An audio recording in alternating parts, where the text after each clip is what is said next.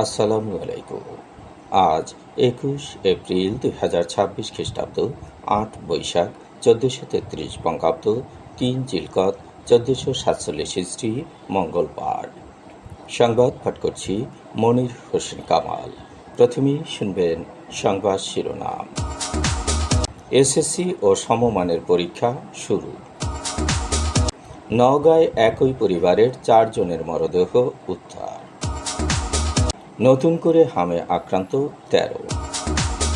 বন্ধুর কবর খুঁড়তে গিয়ে বন্ধুর মৃত্যু। মঠবাড়িয়ায় ভুয়া ডাক্তারের কারাদণ্ড। আমতলীতে জ্বালানি তেল উদ্ধার। মাইকিংয়ে রেকর্ড করা হয় লোকবেতারে। শুনলেন সংবাদ শিরোনাম, এবার বিস্তারিত।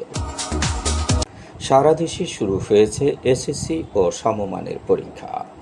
৩,৮৮৫টি কেন্দ্রে সকাল 10টায় শুরু হওয়া এই পরীক্ষায় ৩০,৬৬৬টি স্কুল, মাদ্রাসা ও কারিগরি শিক্ষা প্রতিষ্ঠানের 18.5 লাখেরও বেশি পরীক্ষার্থী অংশ নিচ্ছে।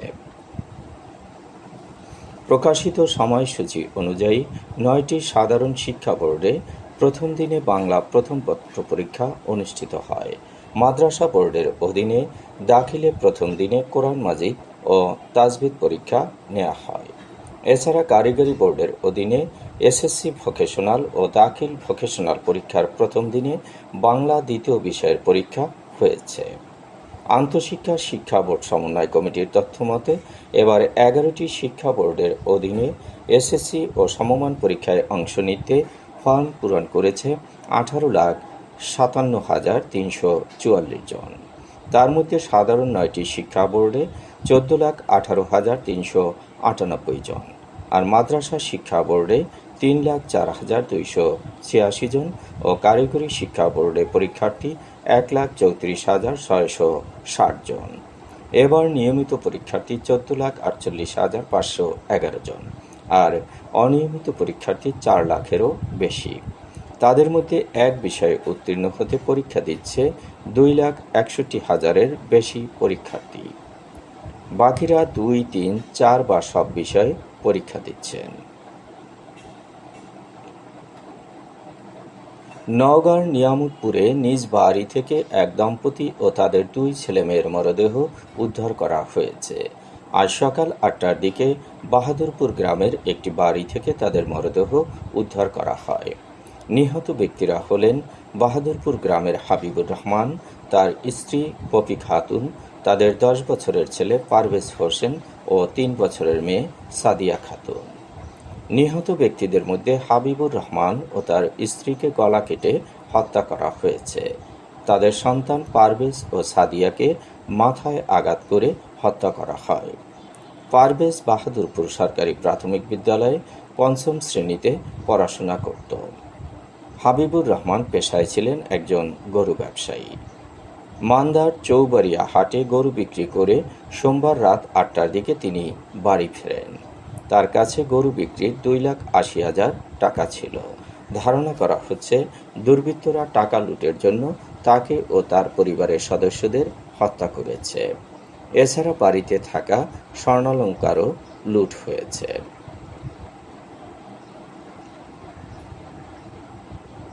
বরগুনায় গত 24 ঘন্টায় নতুন করে হামে আক্রান্ত হয়েছে 13 জন। চলতি বছরে হামে আক্রান্ত রোগীর সংখ্যা 300 জন। নিশ্চিত হাম রোগী শনাক্ত হয়েছে 38 জন। এখন পর্যন্ত মারা গেছে 6 জন। সুস্থ হয়ে বাড়ি ফিরেছেন 250 জন।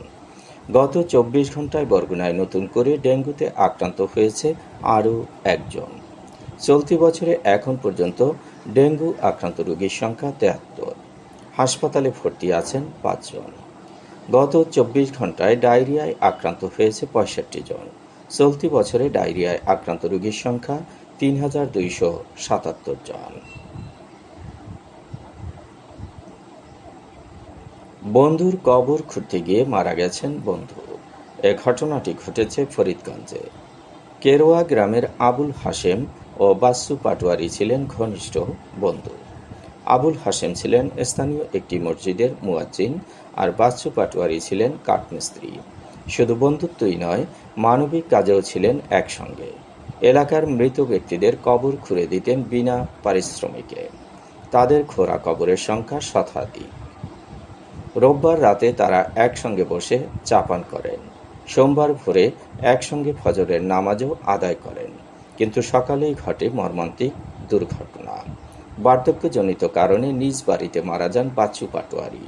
প্রিয় বন্ধুর মৃত্যুর সংবাদে ভেঙে পড়েন আবুল হাশেম। কিছুক্ষণ শোকাহত থাকার পর নিজেই ছুটে যান কবরস্থানে বন্ধুর শেষ দায়িত্ব পালন করতে। শুরু করেন কবর খোঁড়ার কাজ। কবর খোঁড়ার শেষ পর্যায়ে হঠাৎ করেই কবরের ভেতরেই লুটিয়ে পড়েন তিনি। দ্রুত তাকে উদ্ধার করে ওপারে তোলা হলে দেখা যায় তিনিও আর বেঁচে নেই। একই দিনে তাদের দুজনকে সমাহিত করা হয়েছে।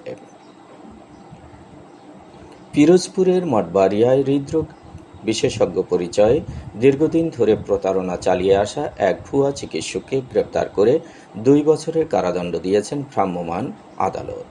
রোববার দুপুরে পৌর শহরের দক্ষিণ বন্দর গোডাউন সংলগ্ন এলাকায় অভিযান চালিয়ে তাকে আটক করা হয়। গ্রেপ্তারকৃত ব্যক্তি নিজেকে ডাক্তার লিয়াকত হোসেন পরিচয়ে মঠবাড়িয়া উপজেলা স্বাস্থ্য কমপ্লেক্সের সামনে অবস্থিত বিভিন্ন ক্লিনিকে হৃদরোগ ও মেডিসিন বিশেষজ্ঞ হিসেবে চিকিৎসা দিয়ে আসছিলেন। প্রায় 1 মাস আগে এক প্রসূতিকে পরীক্ষা করে তিনি ভুলভাবে জানান যে গর্ভের সন্তান মারা গেছে। পরে অন্য এক চিকিৎসকের আল্ট্রাসোনোগ্রাফিতে দেখা যায় শিশুটি সম্পূর্ণ সুস্থ ও জীবিত। এ ঘটনা জানার পরে উপজেলা স্বাস্থ্য কমপ্লেক্সের আবাসিক মেডিকেল কর্মকর্তা RMO ডাক্তার সৌমিত্র সিনহা বিষয়টি প্রশাসনকে অবহিত করেন। রবিবার সহকারী কমিশনার ভূমি ও নির্বাহী ম্যাজিস্ট্রেট সুদীপ্ত দেবনাথের নেতৃত্বে অভিযান পরিচালনা করা হয়। অভিযানের সময় অভিযুক্ত ব্যক্তি বারবার নিজের পরিচয় গোপন করার চেষ্টা করেন এবং ভিন্ন ভিন্ন নাম ব্যবহার করেন। প্রথমে তিনি ডাক্তার লিয়াকত হোসেন, পরে ডাক্তার নুরুল ইসলাম এবং সর্বশেষ উরিং চাং নামে পরিচয় দেন। এমনকি তিনি কোনো জাতীয় পরিচয়পত্র বা বৈধ কাগজপত্র প্রদর্শন করতে পারেননি। দীর্ঘ প্রায় 5 ঘন্টার জিজ্ঞাসাবাদের পর তার প্রকৃত পরিচয় উদ্ঘাটিত হয়। জানা যায় তার আসল নাম সুভাষচন্দ্র মহন্ত, বাড়ি বগুড়া। পরে ধর্মান্তরিত হয়ে তিনি নুরুল হাসান নাম ধারণ করেন। নির্বাহী ম্যাজিস্ট্রেট সুদীপ্ত দেবনাথ জানিয়েছেন, মানুষের জীবন নিয়ে প্রতারণার দায়ে ভুয়া ওই চিকিৎসককে 2 বছরের বিনাশ্রম কারাদণ্ড দেওয়া হয়েছে। আমতলীতে 1400 লিটার জ্বালানি তেল জব্দ করেছে উপজেলা প্রশাসন। সোমবার বিকেলে আমতলী পৌর শহরের একে স্কুল চৌরাস্তা সড়ক ও ঘাটখালী এলাকায় 2টি পৃথক দোকানে ভ্রাম্যমাণ আদালত পরিচালনা করা হয়। অভিযানে 980 লিটার ডিজেল, 220 লিটার পেট্রোল এবং 200 লিটার অকটেন জব্দ করা হয়। ভ্রাম্যমাণ আদালতের বিচারক ও উপজেলা নির্বাহী কর্মকর্তা মোহাম্মদ জাফর আরিফ চৌধুরী জ্বালানি তেল আইন অনুযায়ী 2 বিক্রেতাকে 5,000 টাকা করে মোট 10,000 টাকা জরিমানা করেন। পরে জব্দকৃত তেল স্থানীয় 2টি পেট্রোল পাম্পে বিক্রি করে প্রাপ্ত অর্থ রাষ্ট্রীয় কোষাগারে জমা দেওয়া হয়েছে। মাইকিংয়ে রেকর্ড করা হয় লোকবেতারে। সুমধুর ও সুস্পষ্ট কণ্ঠে মাইকিংয়ের জন্য লোকবেতারের বিকল্প নেই। লোকবেতারের সাউন্ডপ্রুফ স্টুডিওতে করা হচ্ছে গান ও নাটকের রেকর্ড। সেই সাথে লোকবেতারের নামমাত্র টাকায় প্রচার করা হচ্ছে বিজ্ঞাপন। 15 সেকেন্ডের বিজ্ঞাপন প্রচারিত হচ্ছে মাত্র 500 টাকায়। 30 সেকেন্ডের বিজ্ঞাপন 1000 টাকা, 45 সেকেন্ডের বিজ্ঞাপন 1500 টাকা আর 1 মিনিটের বিজ্ঞাপন প্রচার করা হয় মাত্র 2000 টাকায়। নির্ধারিত টাকার বিনিময়ে প্রতিদিন কমপক্ষে 5 বার করে পুরো 1 মাস বিজ্ঞাপন প্রচার করা হবে। মাইকিং ও বিজ্ঞাপনের জন্য যোগাযোগ করবেন 0-1-755-6-445 নম্বরে। এবারে শুনবেন আবহাওয়ার খবর।